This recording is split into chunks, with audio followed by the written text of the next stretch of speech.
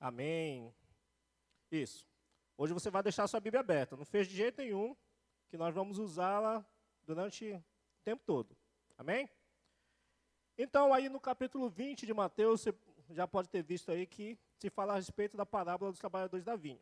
Né? Antes de nós entrarmos nessa parábola, na verdade eu estou gostando muito, né, dessa série de palavras que falam a respeito de parábolas, né?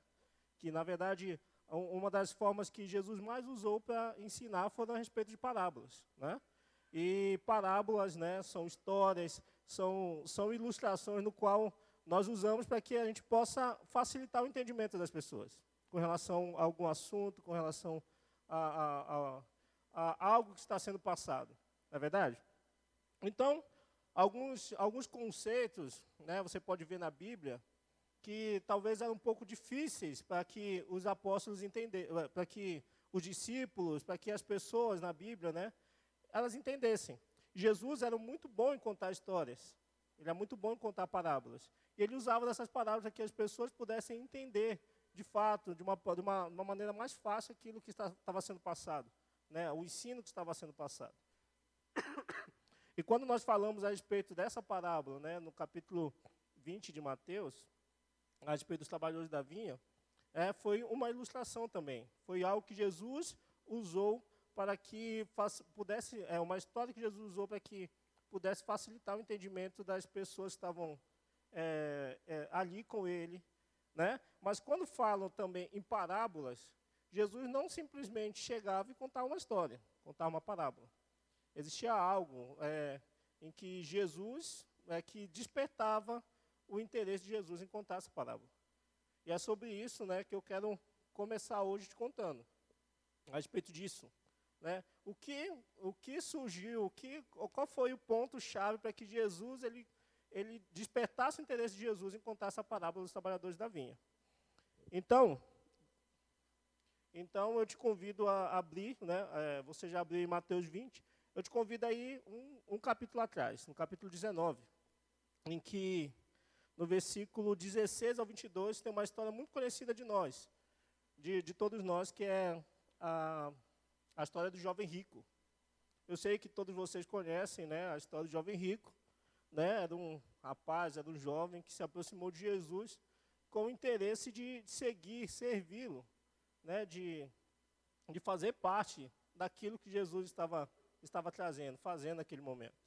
E Jesus disse algo para ele, que ele deveria vender tudo que ele tinha e, após isso, seguir a Jesus. E como vocês conhecem a história, ele não foi capaz de fazer isso. Ele mesmo disse que ele tinha muitas propriedades, ele tinha muitas coisas, muitas propriedades, tinha muitas riquezas. E ele não era capaz de abrir mão daquilo para que ele pudesse seguir a Jesus. E a partir dessa história, desse acontecimento, Jesus ele usa, né, disso para ensinar algo para os apóstolos, que está no versículo 23 e 24, que ele diz que, em verdade, vos digo que um rico dificilmente entrará no reino dos céus. Que seria mais fácil um camelo entrar pelo fundo de uma agulha do que um rico entrar no reino dos céus. Os discípulos ficaram maravilhados com esse ensinamento, porém veio uma dúvida, que está no versículo 25. Sendo assim, quem pode ser salvo então? Pedro pergunta, quem pode ser salvo? E, de bate-pronto, Jesus responde, isto é impossível para homens, mas para Deus tudo é possível. Amém? Quantos creem nisso? Todos creem? Amém. Amém. Então, nesse ponto aqui, Pedro, ele, né, que muitas vezes, na verdade, Pedro se parece com muitos de nós. Às vezes parece comigo também, né? Às vezes fala sem pensar, é impulsivo, é sincero demais, né? Então, Pedro demonstrou uma grande preocupação aqui. Né? Lógico que a Bíblia não diz, mas se você ler com atenção, você vai perceber que Pedro ficou preocupado. Né? Nós, no lugar de Pedro, talvez ficaremos preocupados. Porque ele viu o quê? Que o jovem rico, ele foi incapaz de deixar tudo que ele tinha para seguir a Jesus. Só que, ao contrário do que o jovem rico fez, eles largaram tudo, os apóstolos largaram tudo que eles tinham, largaram suas propriedades, seu trabalho, muitos largaram família para seguir a Jesus. Sim? Sim, todos eles fizeram isso. Então, ele veio a seguinte dúvida. Eu acho que se fosse goiano, eu ia falar, uai. Mas e nós? E nós? Largamos tudo que nós tínhamos para te seguir. E o que será de nós? Tipo assim, o que vai ser de nós? Não é verdade? E nesse momento, eu acho que aqui, né, Jesus tinha tudo para dar uma no meio de Pedro. Dar uma resposta atravessada para Pedro, mas ele não fez isso. E Jesus diz o seguinte, no versículo 28 aí do capítulo 19. Jesus lhe respondeu, em verdade, é engraçado, esse versículo 28 aqui é algo que Jesus está falando diretamente para os apóstolos. Tá bem? Ele disse, em verdade vos digo que vós, os que me seguistes, quando na regeneração, algumas traduções está escrito, quando Deus renovar tudo, ou quando o mundo for renovado. O Filho do Homem se assentar no trono da sua glória, também vos assentareis em 12 tronos para julgar as 12 tribos de Israel. Amém? Vocês estão me acompanhando aí? Amém. E no versículo 29, Jesus já fala algo que é geral, que cabe não só para os apóstolos, como para nós também.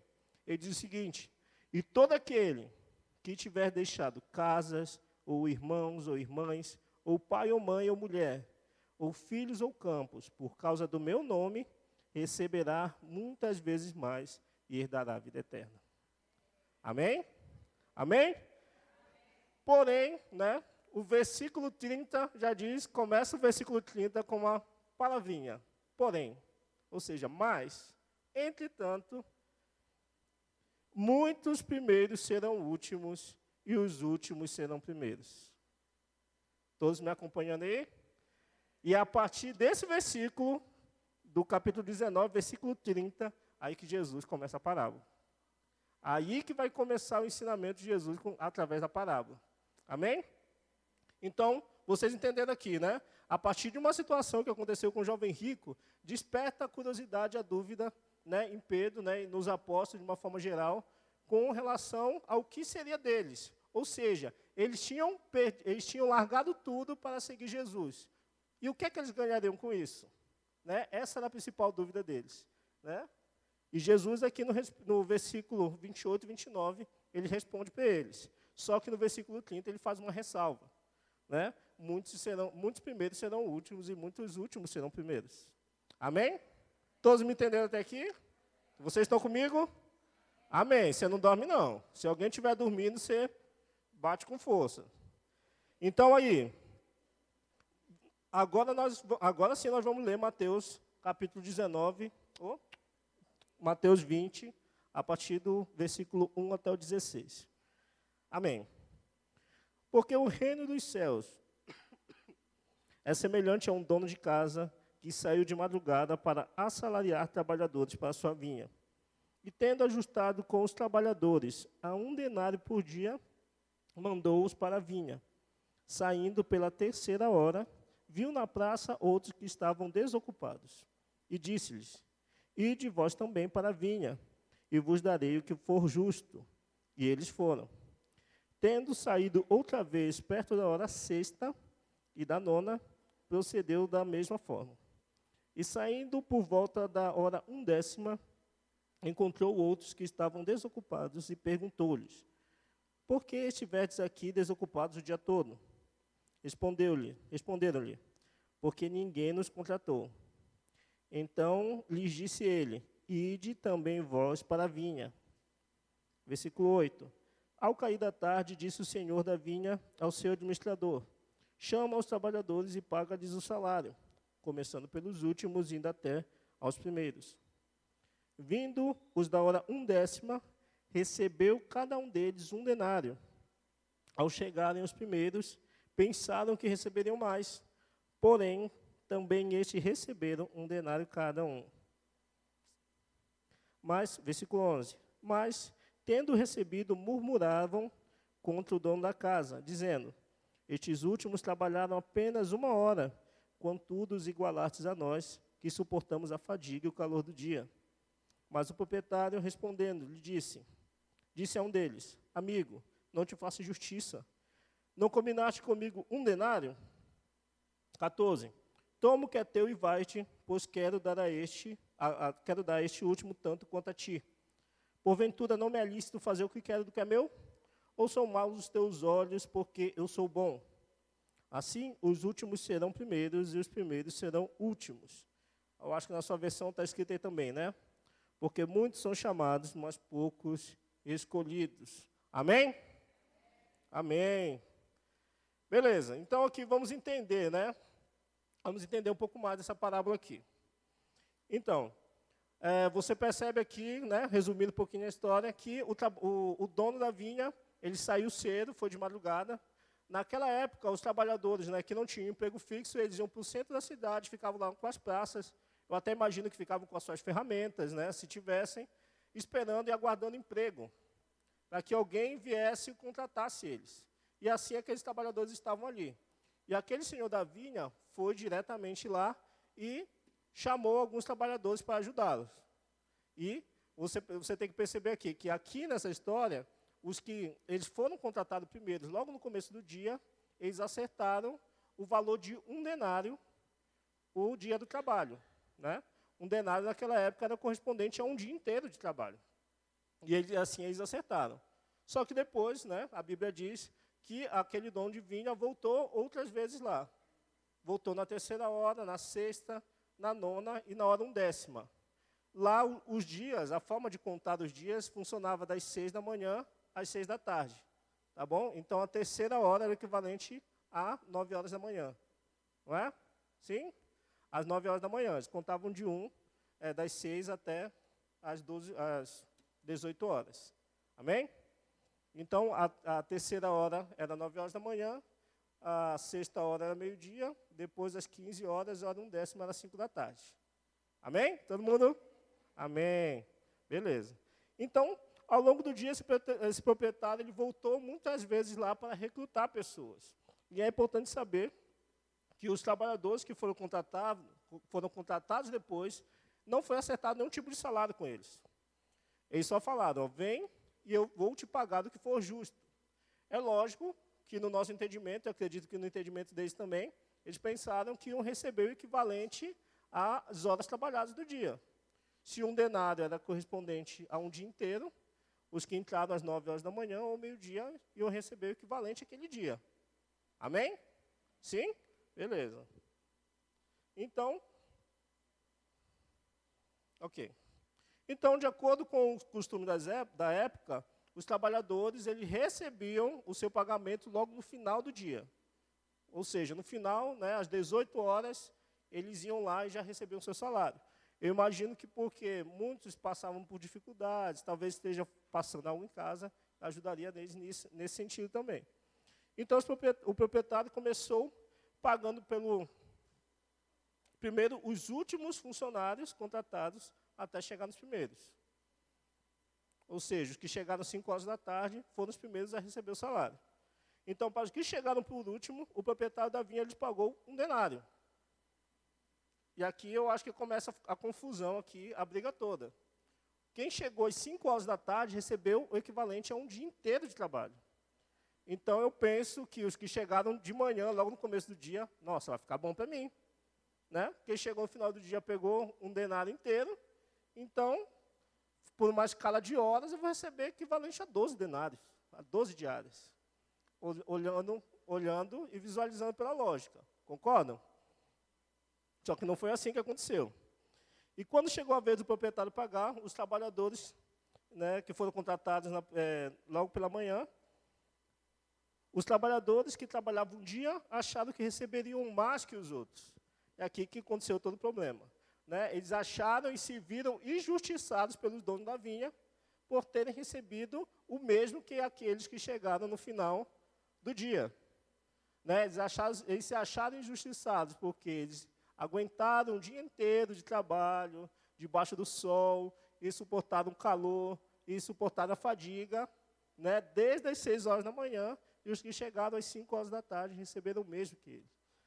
E eles se viram injustiçados e viram o dono da vinha como um cara injusto. Ok.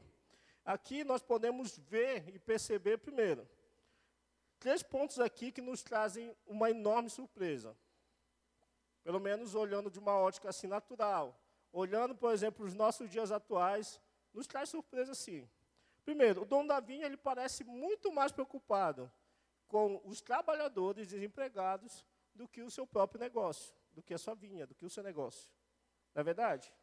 Porque se você for olhar de uma maneira lógica, ele está perdendo dinheiro. Alguém que trabalhou apenas 1 hora e deu o equivalente a 1 hora, é um dia inteiro de trabalho. Ele está perdendo dinheiro. E a gente sabe que nos nossos dias hoje, nenhum dono de negócio perde dinheiro assim. Não perde dinheiro à toa, não é verdade? Não dá dinheiro de graça assim, né, para as pessoas. Segundo, ele deu um pagamento integral para quem trabalhou bem menos. Né? Na época, eu lembro que numa época eu trabalhava em empresa, eu trabalhava em indústria. Se eu chegasse 1 hora atrasado, eu já não trabalhava mais, eu tinha que voltar para casa. E eu perdi o dia inteiro de trabalho. Não é verdade?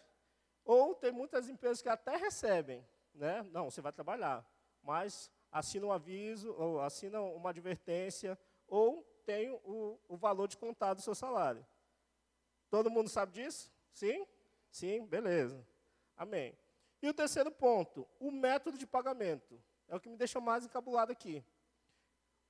O dono da vinha poderia ter pago o primeiro cara que chegou às 6 da manhã, dava um denário para ele ia pegar e ir embora, e ele continuaria pagando os outros, ninguém ia saber, e não ia ter nenhum problema, concordam?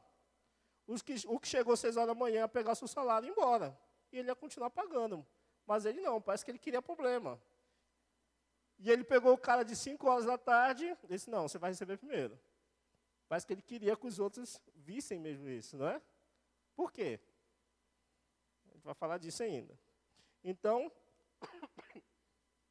eu tenho certeza que aqueles que chegaram a partir de 9 horas da manhã, ao final do dia, ao receberem, eles ficaram muito felizes. Eu tenho certeza, eu ficaria muito feliz. Eu ficaria muito feliz. Não é? Só que, o contrário disso, aqueles que chegaram às 6 horas da manhã ficaram totalmente aborrecidos e grilados com aquilo. Né? Eles ficaram totalmente descontentes porque eles ganharam o mesmo que aqueles que trabalharam menos que ele. Agora sim, qual a razão da mágoa desses trabalhadores? Dos trabalhadores que chegaram logo no começo? Bom, eles trabalharam mais que o demais, mais que os outros, eles suportaram o calor e a fadiga do dia, e eles ganharam o mesmo que os outros que trabalhavam o mesmo que ele. Ok? Todo mundo está entendendo aqui, né? Essa parte de entender a parábola é muito importante para que a gente possa entender os próximos passos, tá bom? E da mesma forma que visualizo e vejo 3 erros possíveis, pelo menos 3 erros, dos trabalhadores da vinha cometeram. Daqueles trabalhadores cometeram com relação àquela situação toda. Primeiro, o espírito de mercado que todos eles tinham. Porque eles doaram sua força de trabalho visando apenas o salário, ou seja, apenas a troca. Tá, mas aí você pode me perguntar, nossa, eles trabalharam e eles queriam receber. Isso é justo, certo? Sim. Sim?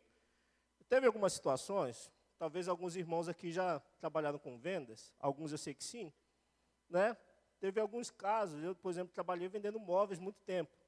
E tinha algumas pessoas que passavam a tarde toda na loja, olhando móveis e vendo tecido, e vendo várias coisas, e não compravam nada.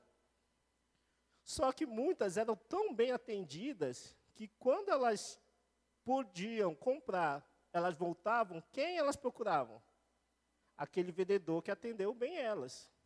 Concordam? Todos nós somos assim. Se nós formos num lugar e formos muito bem atendidos por alguém, quando nós voltarmos, nós vamos procurar aquela mesma pessoa que nos atendeu muito bem. Sim? Então, aquelas pessoas elas estavam desempregadas. Talvez elas não viram a oportunidade de trabalhar mais vezes ou outros dias com o dono da vinha. Elas pensaram apenas naquele momento. Não, eu quero aquele denário, porque hoje o negócio está feio em casa. E pronto. Não pensaram mais adiante. Esse eu acho que é o primeiro erro.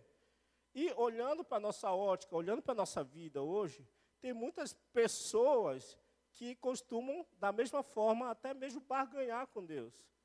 Tem esse espírito de troca com Deus, né? Tem aquele versículo, né, que não está na Bíblia. Você conhece esse versículo que não está na Bíblia, né? Faz por ti que te ajudarei. Os irmãos falam que está na Bíblia, mas não está na Bíblia, não. Faz por ti que te ajudarei. Então, muitas pessoas agem com Deus dessa forma. Deus, eu já fiz a minha parte. Agora é a sua vez. Eu trabalhei, acordei cedo, agora o Senhor cuida do resto. Isso é espírito de troca e de barganha com Deus. Amém? Está entendendo? Não dorme, não. Ponto 2. Qual o segundo erro? Falta de conhecer o direito do proprietário. Ou seja, o proprietário, né, aquele senhor da vinha, ele era o dono. E ele podia fazer o que ele quisesse com o que era dele. Concordam? Então, se ele quisesse dar tudo, ele podia dar tudo, que era dele.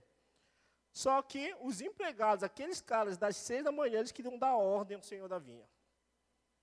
Queriam dar ordem para o dono do negócio. Quantas pessoas vocês já viram que querem dar ordem para Deus? Não, Deus. Senhor, eu deixo nas tuas mãos aquela situação. O Senhor sabe, Deus, eu dou meu dízimo, minha oferta, eu oro, sou fiel. Quantos já não viram? Não, ninguém viu isso. Aqui, em nome de Jesus, não tem. Mas existem pessoas assim, né? Que querem fazer com que o seu juízo seja o mesmo juízo de Deus. Amém? Não, misericórdia, gente. Ponto 3. Inveja dos trabalhadores da primeira hora. Segundo o dicionário, inveja é o seguinte, tem 2 significados aqui.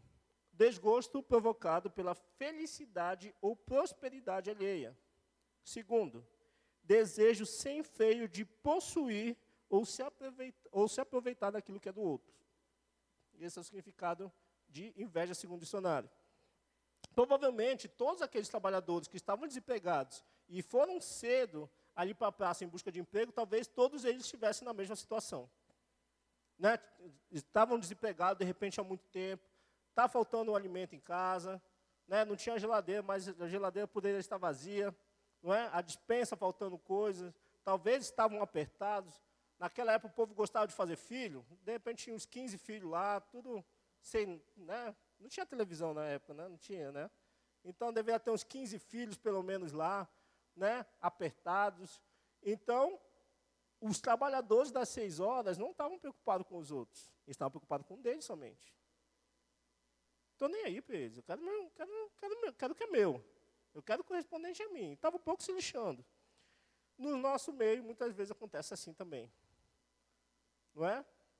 Às vezes nós temos muito tempo em igreja, servindo a Deus, né, no meio funcionando e trabalhando. Às vezes talvez você seja um líder de célula, muitos líderes de célula, está envolvido na célula, na igreja, e muitas vezes acontece o seguinte, alguém que acabou de chegar agora, às vezes arrebentado pela vida, quebrado, começa o quê? A se ajustar na vida, e arruma um bom emprego, um salário que paga bem, né? E começa a se organizar e se arrumar, se organiza, compra seu carro, compra sua casa, compra sua moto, às vezes consegue, né, encontra alguém que está disposto a casar, né, fazer esse sacrifício, né, meu amor? Né, casar. Eu falo porque eu casei desempregado, gente. Você não tem noção. Casei desempregado, eu fiquei 3 meses desempregado depois de casar. Né? Então, parece umas doidas dessa que quer casar como desempregado. Né? Então, muitas vezes acontece isso. E o vizinho que está do lado não entende. E pensa, nossa, Deus, e eu que te sirvo há tanto tempo, Senhor. Estou na tua casa há muito tempo. E eu, Deus, o meu carro está arrebentado. Eu não consigo um bom emprego. Acabei de ser demitido, e o negócio está pegando fogo, e está faltando isso, está faltando aquilo. E eu, meu Deus? É tenso, não é?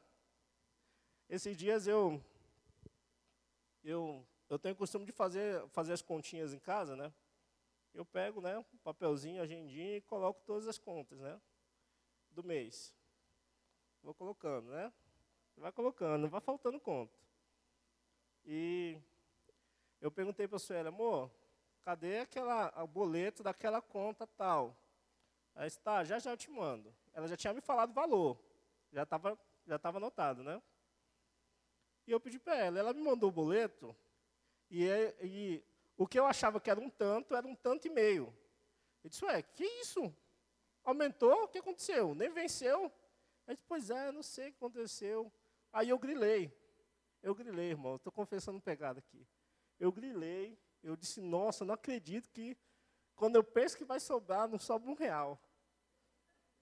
Eu murmurei, irmãos. Eu murmurei. Aí, na mesma hora, eu senti o Espírito Santo fazendo assim em mim, ó.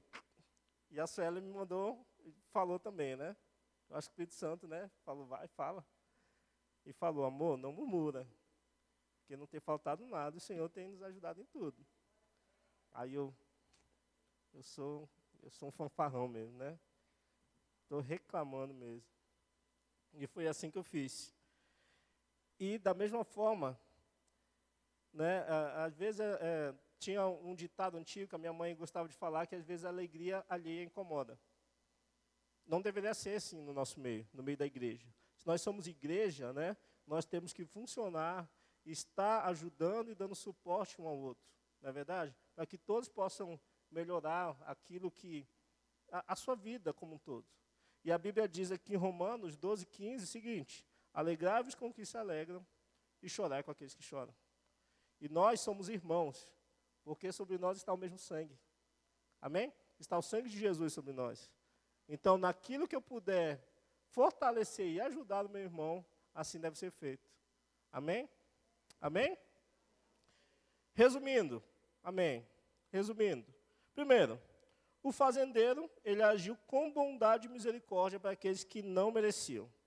Segundo, o fazendeiro foi justo com aqueles que pensavam que mereciam, e os que pensavam que mereciam agiram demonstrando inveja e avareza com os outros.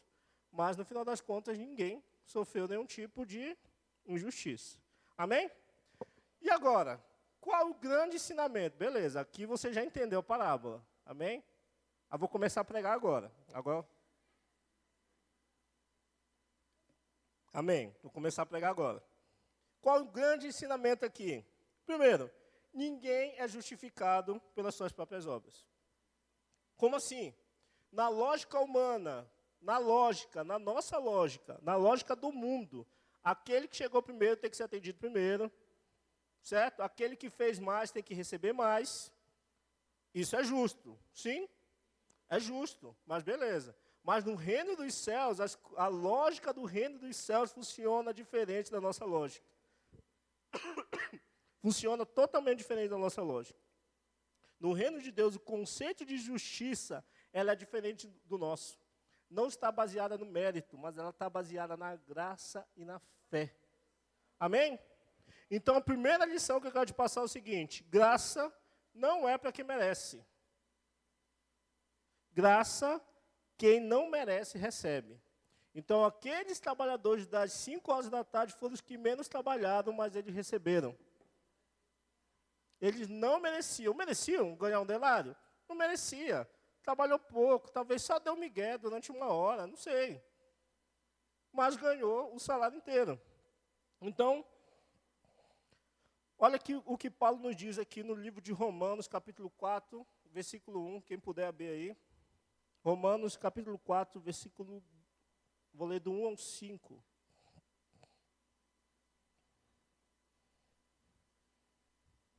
Amém. Eu gosto desse barulho de papel, de Bíblia.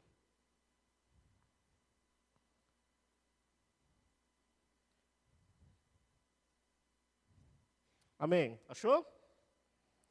Diz o seguinte: que, pois, diremos ter alcançado Abraão, nosso pai segundo a carne? Porque se Abraão for justificado por obras, tem de se gloriar, porém não diante de Deus. Versículo 3. Pois que diz a Escritura? Abraão creu em Deus e isso lhe foi imputado para a justiça. Ora, ao que trabalha, O salário não é considerado como favor, e sim como dívida. Mas é o que não trabalha, porém crê naquele que justifica o ímpio, a sua fé lhe é atribuída como justiça. Amém? Paulo está dizendo aqui que existem dois tipos de pessoas na igreja. Primeiro, os que trabalham para alcançar a salvação, e aqueles que não trabalham, apenas creem naquele que já trabalhou e que ele já fez o que precisava ser feito. Tá bem? O que eu estou passando aqui para você não é que você não tem que fazer nada. É a graça de Deus. Então, quer dizer que eu não preciso me envolver na igreja, não preciso fazer nada disso. Não, pelo contrário. Porque o Senhor já fez, porque Ele já pagou um preço pela sua vida, porque Ele te ama, e porque Ele faz tudo por você, como forma de gratidão, aí sim nós devemos fazer. É a motivação do nosso coração que muda, e que diz tudo, que muda todo o contexto à nossa volta. Amém? Então, quando nós trabalhamos, né, nós temos o direito de cobrar o nosso salário no final do mês. Não é verdade? Mas se nós não trabalhamos, né, se você não trabalhou, e mesmo assim recebeu o salário, quer dizer que o seu patrão foi totalmente generoso com você. Então, por isso, não há nada que nós possamos fazer para alcançar algo de Deus. Não há nada que nós possamos fazer para alcançar a salvação de Deus. Porque nós, por nós mesmos, tudo que nós possamos fazer, nunca será o suficiente para alcançar a salvação. E nós não há nada, né? Aquilo que nós podemos fazer é crer naquele que nos justifica. Amém? Então, vocês perceberam aqui que os trabalhadores da terceira hora, da terceira hora em diante, eles não acertaram nada com o dono? Com o dono da vinha? Né? O dono da vinha disse que ele pagaria o que era justo. E o que entrou às 5 horas da tarde foi o que menos talvez tenha merecido ali, não é verdade? Mas no final do dia, talvez foi aquele que mais tenha ganhado de Deus. O que foi que menos trabalhou, que mais ganhou. Entende? Então, talvez se ele estivesse esperando muita coisa, talvez ele não estivesse esperando muita coisa, mas todas as expectativas dele foram totalmente supridas e superadas. Amém? Amém? Segunda lição que eu quero te explicar, que eu quero te passar aqui hoje. Deus pode salvar o pior dos pecadores. Amém? O Senhor da vinha, Ele libera o mesmo valor para todos. 1 denário para todos. E no final ele encerra dizendo que os últimos seriam primeiros. Amém? Aqui Jesus ele mostra que o reino dos céus, nem sempre o nosso trabalho determina aquilo que Deus vai pensar a nosso respeito. Dentro da igreja, no corpo de Cristo, existem várias pessoas trabalhando de diversas formas, não é verdade? Por exemplo, posso citar até o bispo, né? O bispo que tem um trabalho diferente do líder de célula, do líder de ministério. Mas diante de Deus, nós somos igualmente queridos por Deus. Nós temos o mesmo valor, a mesma importância diante de Deus. Amém? Você crê nisso? Você crê de verdade? Então, a graça de Deus ela é plena para todos aqueles que creem, para todos que se arrependem, seja um homem de boa conduta ou seja o pior dos pecadores. A mesma graça está sobre mim, está sobre vocês, está sobre qualquer um de nós. O mesmo Deus que me ama, o mesmo Deus que pagou, né, que enviou seu Filho Jesus para pagar um preço de sangue pela minha vida, né, é o mesmo que foi enviado pela vida de vocês. Amém? Então, os trabalhadores das 6 horas levantaram uma questão sobre a injustiça por parte do Senhor da vinha. E na própria Bíblia, eles talvez representam até mesmo os fariseus. Por quê? Porque eles sempre mostravam zelo na observação da lei de Deus. E por conta disso, eles pensavam que eles tinham um lugar de privilégio no reino dos céus por conta daquele zelo que eles tinham, por relação às obras que eles praticavam. Entendem isso? No livro de Romanos, capítulo 13, no capítulo 9, do 13 ao 6, Paulo diz o seguinte: como está escrito, amei Jacó, porém, e aborreci de Esaú. Que diremos, pois, na injustiça da parte de Deus? De modo nenhum. Pois ele diz a Moisés, terei misericórdia de quem me aprouver ter misericórdia, e me compadecerei de quem me aprouver ter compaixão. Assim, pois, não depende de quem quer ou de quem corre, mas de usar Deus a sua misericórdia. Então, Paulo está dizendo aqui que Jacó era um trabalhador das 5 horas da tarde. Ele não merecia nada. Né? E como o próprio nome dele diz, ele era traiçoeiro, enganador, e mesmo assim o Senhor teve misericórdia e graça com ele. Todo mundo está entendendo isso, gente? A importância disso? Não importa a minha origem, não importa aquilo que eu faço, o Senhor Ele me ama. E Jesus veio nessa terra, foi por minha vida, foi pela sua vida. Não importa os seus erros, não importa aquilo que você fez, não importa aquilo que eu fiz, o Senhor me ama. Amém? Eu tenho certeza que Ele não enviou Jesus e falou, não, esses aqui não, aqui é tudo a cheiracola, maconheiro, não, esse aqui não. Esse aqui, ladrão de galinha, eu acho que vai. Ele não separou isso. Ele mandou e o sangue que foi derramado foi por todos. Amém? Amém. Então, essa parábola nos ensina que Deus ele pode fazer tudo isso, pois a salvação pertence a Ele. E esse é um ato de soberania de Deus. E assim como os fariseus esperavam que Deus recompensasse a eles por suas obras, ele também aguardava com que Deus amaldiçoasse todos os gentios, aqueles que eles acreditavam que eram pecadores indignos. Era isso que os fariseus acreditavam. Então, a terceira lição que eu trago para vocês é que Deus tem uma bondade infinita para todos os pecadores. Amém? O Senhor da vinha, várias vezes ele foi na praça. Várias vezes ele foi na praça. Ele poderia ter pego os trabalhadores das 6 horas da manhã e ter parado aí. Mas ele voltou várias e várias vezes. Porque ele sabia que atrás de cada um daqueles trabalhadores existia uma família que talvez estivesse passando por dificuldades em casa. E na hora de dar o pagamento àqueles trabalhadores, talvez se ele desse o proporcional, por exemplo, ao trabalhador das 5 da tarde, ia faltar coisa na casa dele. Mas ele agiu com a bondade e deu o salário inteiro, pensando não naquilo que ele merecia, mas pensando na necessidade do trabalhador e da sua família. E da mesma forma, Deus age conosco. Né? Às vezes nós pedimos, nós oramos, nós buscamos a Deus, querendo algo de Deus, mas Deus ele não dá aquilo que nós queremos, Ele dá aquilo que nós precisamos. Você crê nisso? Exatamente. Então, a bondade é uma das características de Deus, e nós só estamos aqui por causa dessa bondade de Deus.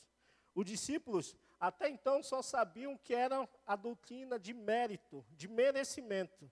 E eles precisavam passar por uma mudança de mente e entender que no reino dos céus as coisas são totalmente diferentes. E eles precisavam entender que a salvação era o resultado apenas da bondade livre de Deus.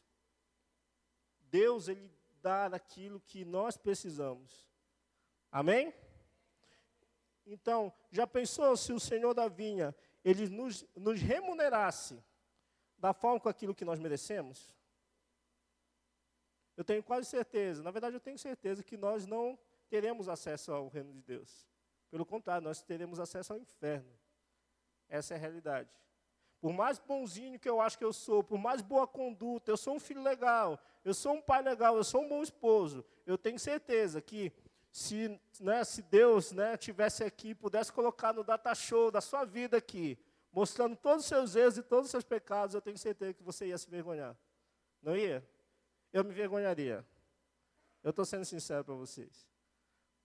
Então, por causa da bondade, Deus providenciou que nossas dívidas fossem pagas por uma pessoa que é Jesus Cristo. Por que Jesus Cristo morreu? Jesus Cristo morreu para que nós, eu e você, tivéssemos acesso ao reino dos céus. Porque nós, pelo nosso próprio mérito, pelo nosso próprio esforço, nós não conseguiríamos nunca. Essa é uma verdade que dói, mas é a verdade, continua sendo a verdade. Então, para concluir, queria convidar a equipe de louvor aqui. Para concluir, eu queria me dirigir agora diretamente com 2 pessoas aqui.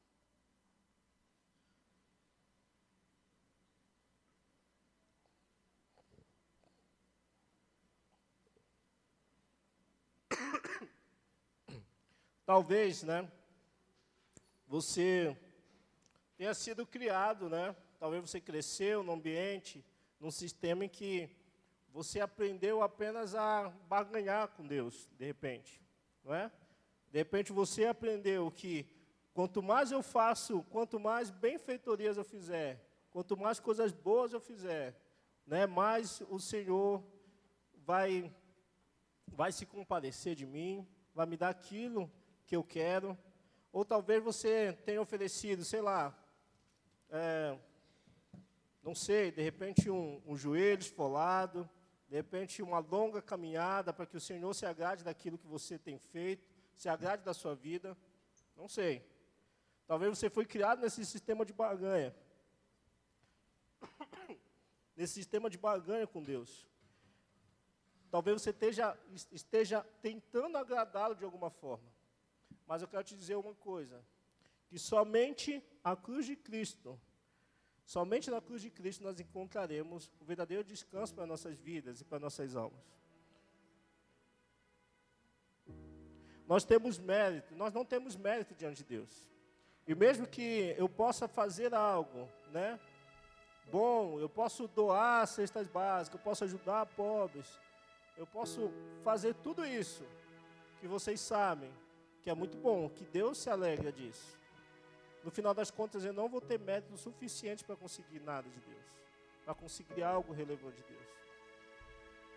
Ou talvez você já pense totalmente contrário, né? De fato, eu não mereço nada.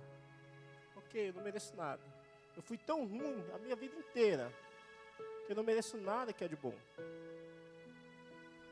De fato, talvez você não mereça. Mas o Senhor está aqui. O Senhor derramou e deu aquilo de mais alto preço, foi para a sua vida. Porque de fato você é importante por Ele. Você é extremamente importante por Ele. Talvez você, assim como eu, seja um trabalhador das 5 da tarde. E não merece nada disso. Mas eu tenho a certeza que o Senhor está disposto a te dar algo hoje. Amém? Segundo, durante muito tempo, né, eu falando da minha vida, aos 8 anos de idade, eu estava na igreja, né, fui com a minha tia na igreja, e alguém fez aquele apelo, né? Quem quer receber Jesus como seu único, suficiente Salvador? E eu levantei a mão. Não sabia muito bem o que era aquilo, mas eu levantei a mão. E foi ali, só aquilo. E eu vivi minha vida, né, o restante da minha infância, minha adolescência, como se não tivesse Jesus. Por mais que a minha família, né, toda era uma família evangélica, né, de igreja tradicional, eu vivi uma vida como se, né, um adolescente do mundo. Fiz muitas coisas que eu não me alegro, não me agrado. Mas eu fiz muitas coisas. E durante muito tempo eu vivi uma vida muito doida, muito louca. E aos 21 anos de idade, eu de fato tomei uma decisão de não, agora eu vou seguir ao Senhor. E até então, sabe o que eu pensava, irmãos? Não, tô adolescente, eu sou um adolescente, estou com 15, 16 anos, estou com a vida inteira pela frente. Sabe o que eu vou fazer? Eu vou curtir minha vida.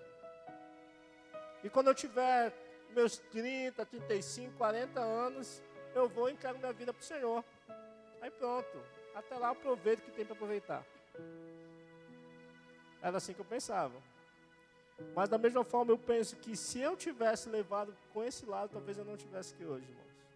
Talvez eu não tivesse nem vida mais hoje. Eu tenho certeza disso. O Senhor ele me deu uma oportunidade.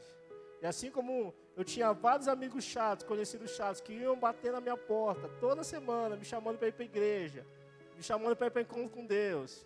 Dei perdido em 6 encontros com Deus. Não, eu marcava, não, beleza, eu vou. No dia eu desaparecia a jogar bola, só aparecia tarde da noite. E até um dia que Deus ele fez algo, me deu um sacode. E eu acordei. Graças a Deus por isso. Amém? Então, durante muito tempo eu senti muita culpa por isso. por todas as coisas que eu fiz, pela vida que eu levava, né? Eu senti um vazio dentro de mim. Mas eu te digo uma coisa, essa culpa, esse vazio, tudo isso só pode ser preenchido por uma pessoa. A pessoa de Jesus Cristo. Amém? Jesus, ele foi crucificado, ele foi ferido por minha vida, né? Por mim, por você. O preço que foi, o sangue que foi derramado foi por nossas vidas. E graças a esse sangue que foi derramado, nós temos a oportunidade de estarmos aqui, louvando, adorando a Ele. Nós temos a oportunidade de termos acesso ao céu. Só que Deus, ele não quer que nós nos contentemos somente com o nível raso. Somente a salvação. Deus, ele tem voos mais altos para cada um de nós. E sabe o que nos impede de alcançar isso? Uma decisão. A decisão de seguir em frente, a decisão de renúncia, de buscar e de seguir ao Senhor. Da mesma forma com que nós íamos, né? Eu tive uma vida mundana.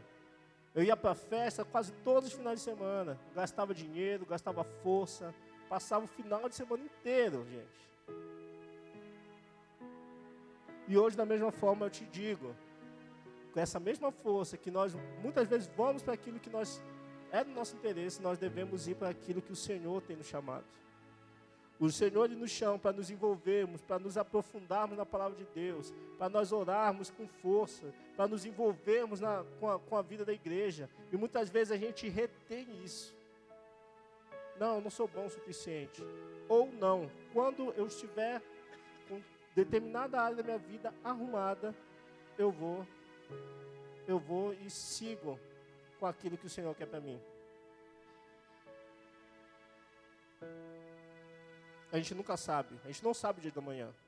Assim como o Senhor pode nos chamar para a sua glória, né? Daqui, quando nós tivermos 90 anos, talvez Ele nos chame daqui a um dia, com 10, com 15 anos. Eu tive um discípulo numa célula minha em Belém que ele teve um infarto, tinha 19 anos.